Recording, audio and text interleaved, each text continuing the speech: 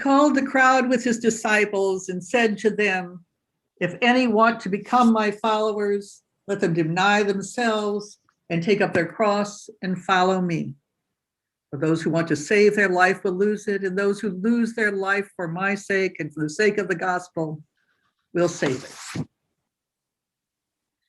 Lift up my cross and follow Jesus. My initial response is a flashing picture in my head, and the picture is not a pretty one. The afternoon is hot and dry. The crossbar I'm dragging is heavy and rough, and I am exhausted. Can I take one more step? Now, I'm going to tell you that thinking about this gospel reading and preparing to even begin writing this sermon took hours. It was one of the longest run-ups to a sermon that I have ever experienced, because I was totally engaged by and stalled out on that image. That is, until I remembered its fraternal twin gospel reading from Matthew 11. "Come to me, all you that are weary and are carrying heavy burdens, and I will give you rest. Take my yoke upon you and learn from me, for I am gentle and humble in heart, and you will find rest for your souls. For my yoke is easy and my burden is light." Take up your cross or take my yoke upon you, and what will happen? You will keep your life rather than lose it, and you will find rest for your soul. In our lives, there will be responsibilities, expectations, duties, stressors, risks, uncertainties, troubles, and loss. But whether we choose to spend our days in the light of God's love or go it alone makes all the difference in how our lives play out. Let's look at one guy's morning for an example. Simon of Cyrene. His story is briefly told in all three synoptic gospels, so someone thought it was important. From Luke's telling of Christ's walk toward the crucifixion. As they led him away, they seized a man, Simon of Cyrene, who was coming from the country, and they laid the cross on him and made him carry it behind Jesus. And that's pretty much all we know of Simon. Imagine, Simon has spent his days traveling to Jerusalem from far off Cyrene. Now inside the city, he's working his way through the crowds trying to get to his final destination when he comes to a narrow street lined with shouting, spitting crowds, wailing women and Roman soldiers. He watches as a man, bleeding, sweating, exhausted and stumbling, is made to drag a huge crossbar along the stones on the way to his Roman execution. Suddenly, Simon is grabbed roughly from behind by Roman soldiers and is hauled into the street where the man with the cross has fallen under the weight of the beam. The heavy crossbar is pulled off the collapsed man and loaded onto Simon's back. The soldiers lift the bleeding man to standing and push him forward as Simon follows him with his horrible burden. He has literally taken up Jesus' cross and is following him. Now, here's the question. What does the weight of the cross feel like to Simon? Well, it depends, doesn't it? If Simon has just arrived in town as a profit-motivated peddler or a money changer planning to take advantage of the gathering Passover crowds, this whole event is going to be an outrageous invasion of his life, all because of this disgusting, weakened criminal. Every step would be filled with frustration, anger, pain, and resentment. But what if Simon knew Jesus? What if he had heard of Jesus in Cyrene? What if he come this long way, heard him preach, saw him heal, and followed him? What if he'd been one of those waving palms as Jesus entered the city and had come to this street to be near him? The cross would still be heavy.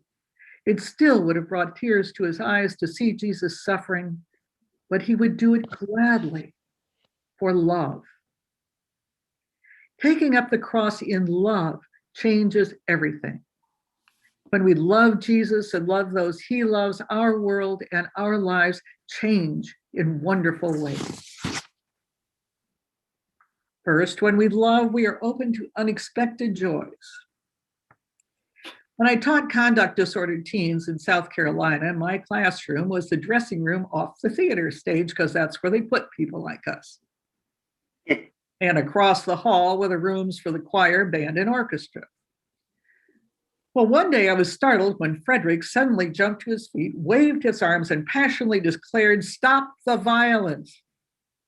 I was delighted and amazed that he was waving a banner I'd never dreamed I'd see him wave. Remember, these guys were juvenile offenders and were with me because they didn't play well with others. Frederick coming out against violence. But now, I asked, why now? No, he said, "Stop the violins," and waved angrily toward the orchestra room.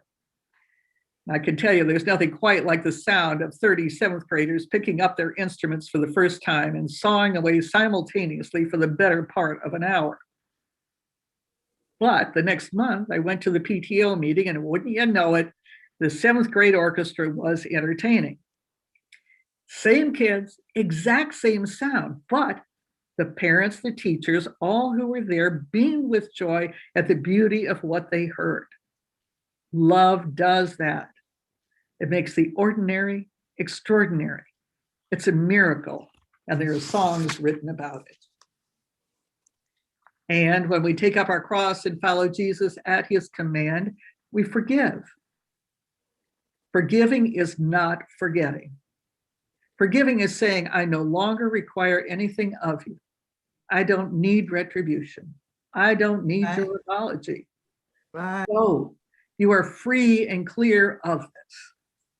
And just as importantly, I will go on with my life, free and clear of this too. There you go.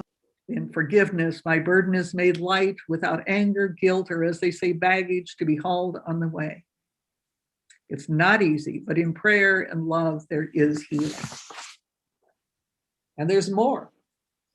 Let me tell you about my life as a seventh grade fashionista. It was 1958.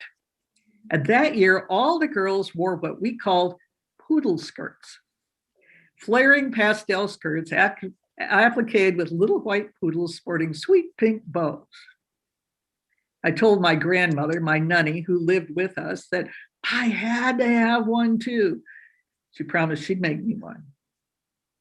The next Saturday, she came downstairs excited to surprise me. "Your skirt," she beamed. Only instead of the iconic perky poodle with the pink bow, my new skirt sported a dachshund in a red plaid vest. That's a wiener dog in plaid. I had to choose. I could wear this skirt to school knowing that I would be totally destroyed by mean girls, or I could reject the gift given to me by someone who loved me without measure. At 13, I had to choose what to do. Now you may be wondering what I did. Well, I wore the skirt to school with my head held high. How could I not?